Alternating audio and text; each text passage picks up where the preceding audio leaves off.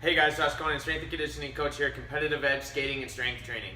In this week's video, we're going to talk about regressing to make progress. Now that might not make too much sense because in our culture and the way our society is, how it's typically portrayed is if you're taking any steps backwards, you're not progressing at all and you're getting worse. When in actuality, that's not the case at all, and this happens more than you might think. So some examples are some professional golfers.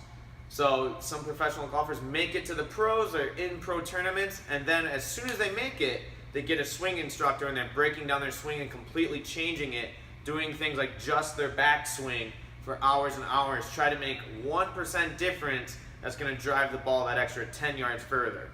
Another example is, some of you guys might know who Steph Curry is, the Warriors basketball player. When he was in college, he was very, very short compared to the rest of his field, and he used to shoot down here, and he had to reconstruct his shot to shoot from the top of his head so he can shoot over defenders. And obviously, if you guys have followed basketball at all or just know who he is, that's obviously paying off as he's one of the best shooters in the league right now. So we need to get out of the idea that you need to take, there's that phrase, take one step forward and then 2 steps back. We need to reverse that and to take 1 step backwards to make 2 steps forward. So up in the weight room, that's decreasing weight and working on just technique. Even just forgetting about the barbell, grabbing a PVC pipe or a hockey stick and just doing empty barbell reps, working on that catch and position of the clean, working on your overhead squats. Now those are things that people don't want to do because they want to lift all the heavy weight, they want to actively think that they're improving, but they don't take that deliberate practice into their thoughts that taking steps backwards will help them progress. A personal example would be with school. So some of our athletes, most of our athletes are starting school whether this week or the past previous weeks. So my personal example is with things like chemistry or math.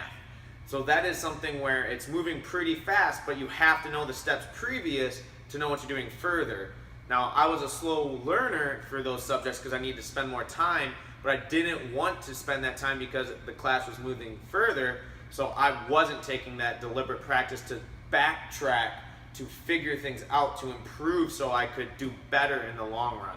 And that's going to apply to things with relationships, academics, athletics, everything. So start thinking of some things in your life where you can kind of scale some things back, work on the finer details, because just like Coach John Wooden says, it's the little things that make the big difference, and it's about doing those little things exceptionally well that's going to carry over. So like everyone in the NHL knows how to shoot, they know how to skate, and they know how to pass, but it's that 1 little % difference that's going to make all the difference from making the team and being in the Hall of Fame. So make sure you guys go to our website at ceskating.com, sign up for our Sunday email. This is where you get words of wisdom for your week, as well as our training and class schedule for the entire week. Also make sure you guys like us on Facebook and follow us on Instagram. As always, thank you guys so much for watching and have a great rest of your day.